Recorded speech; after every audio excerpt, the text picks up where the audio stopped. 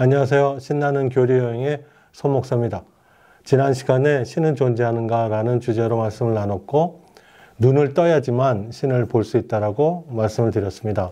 그 동영상을 보고 한 성도님이 어떻게 하면 목사님 눈을 뜰 수 있나요? 라고 질문을 해 오셨어요. 그래서 그 질문이 좋은 질문이라고 생각이 들어서 그것에 대한 답, 눈을 어떻게 뜰 수 있을까?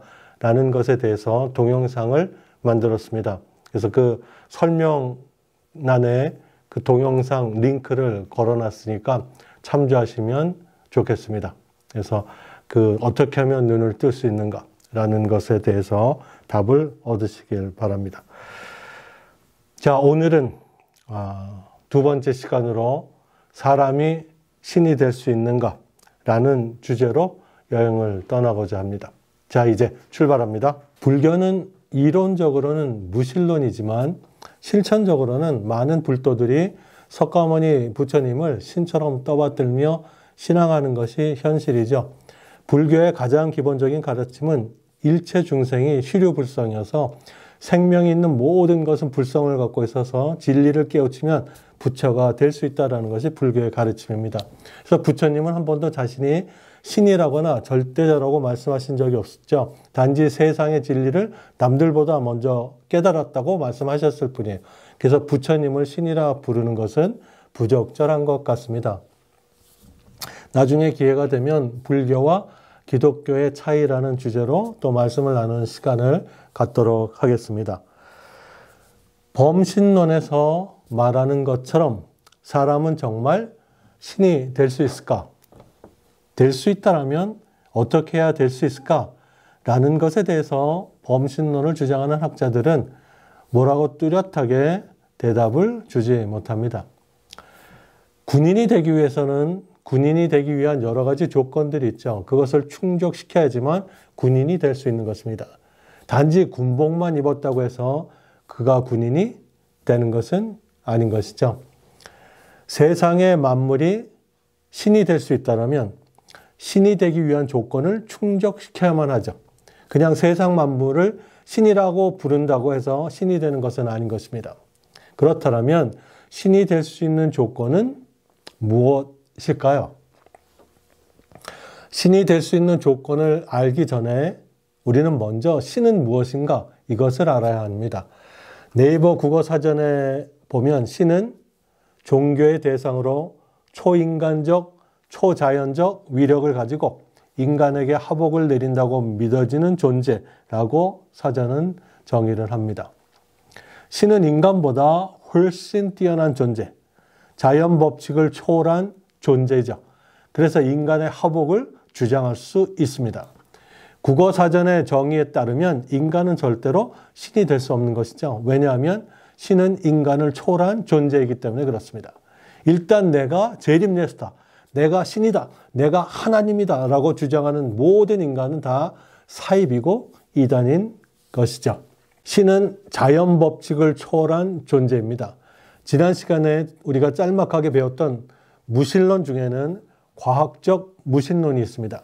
그들의 주장은 물질이 있었고 인간은 목적 없이 우연히 만들어졌고 문화가 발달하면서 인간이 신이라는 개념을 만들어냈고 과학의 발전으로 신이라는 개념은 이제 더 이상 필요 없다라고 주장하는 것이 과학적 무신론자들이죠.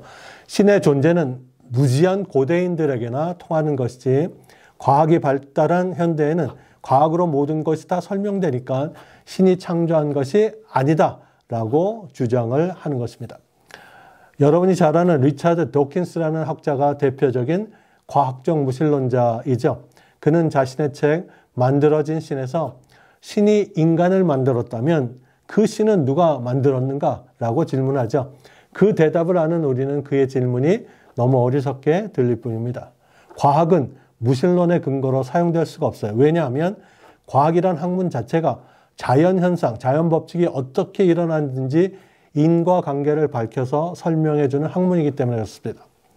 자연법칙을 연구하는 것이 과학이지 자연법칙을 벗어난 초월적인 것에 대해서 과학은 설명할 수 있는 근거도 능력도 갖지 못하는 것이죠. 신은 분명히 존재하지만 모든 것이 신이 될 수는 없습니다. 사람도 신이 될 수 없습니다. 왜 사람은 신이 될 수 없다라고 하는가? 거기에는 두 가지 이유가 있습니다. 첫째, 사람은 누구도 스스로 홀로 태어나지 못합니다. 신은 존재를 위해서 누군가의 도움이 필요하지 않은 존재가 바로 신인 것이죠. 자기가 존재하기 위해서 그 어떤 것의 도움도 필요치 않은 존재가 신입니다. 그래서 하나님은 나는 스스로 있는 자라고 말씀을 하셨죠. 이 세상에 누군가가 다른 어떤 것에 도움 없이 스스로 존재한다라면 그는 신이 될 수 있습니다. 하지만 사람은 모두 아버지의 씨를 갖고 어머니의 뱃속에서 자라고 태어나죠. 부모가 없다라면 우리는 존재할 수 없습니다. 그래서 사람은 신이 절대로 될 수 없는 것입니다. 둘째로, 사람은 누구나 죽음을 피할 수 없습니다. 신에게는 죽음이라는 것이 없습니다. 스스로 존재하기에 죽음의 영역이 존재할 수 없습니다. 그래서 하나님은 생명이시고 영생입니다. 인간은 태어나면 한 번 반드시 죽습니다. 그래서 결코 신이 될 수 없는 것입니다. 이쯤에서 이런 질문을 예상할 수 있습니다. 예수님은 어떤가? 그도 요셉과 마리아의 도움으로 이 땅에 태어난 것이 아닌가라는 질문입니다. 성경은 요셉의 씨가 아닌 성령으로 예수님이 잉태되었다라고 이야기를 합니다. 하나님의 씨로 잉태되어 마리아의 몸을 빌려 인간의 몸으로 이 땅에 오신 하나님이 예수님이신 것이죠. 그래서 예수님은 신이 될 수 있습니다. 두 번째 예상되는 질문은 예수님도 십자가에서 죽지 않았냐라고 묻는 것입니다. 맞습니다. 예수님도 십자가에서 돌아가셨습니다. 그 이후에 아무 일도 일어나지 않았다면 예수님은 결코 신이 될 수 없습니다. 그저 우리와 같은 평범한 인간에 불과합니다. 하지만 예수님은 3일 만에 죽음에서 부활하셨습니다. 죽음을 이기고 다시 사셨죠. 그리고 다시 죽지 않고 제자들이 보는 가운데 하늘로 올라가셨습니다. 죽음을 이기시고 하늘에 오르셨기 때문에 예수님은 신이 될 수 있습니다. 이 세상에 그 누군가가 스스로 이 땅에 태어나 존재하거나 죽지도 않고 혹 죽어도 다시 영원히 산다라면 그를 신이라 부르며 경배도 됩니다. 하지만 이 땅에 존재하는 그 어떤 사람도 신이 될 수 있는 사람은 없습니다. 스스로 존재할 수도 없고 죽음에서 벗어날 수도 없기 때문에 그렇습니다. 사람은 신이 될 수 있나요? 라는 질문에 사람은 절대로 신이 될 수 없다라는 것이 대답입니다. 다음 시간에는 그러면 세상에 존재하는 수많은 신들 가운데 참된 신이 되기 위한 조건은 무엇인가에 대해서 여행을 떠나고자 합니다. 다음 시간에 뵙겠습니다. 오늘도 함께 해주셔서 감사합니다. 이상 손 목사와 함께 떠나는 신나는 교리 여행이었습니다.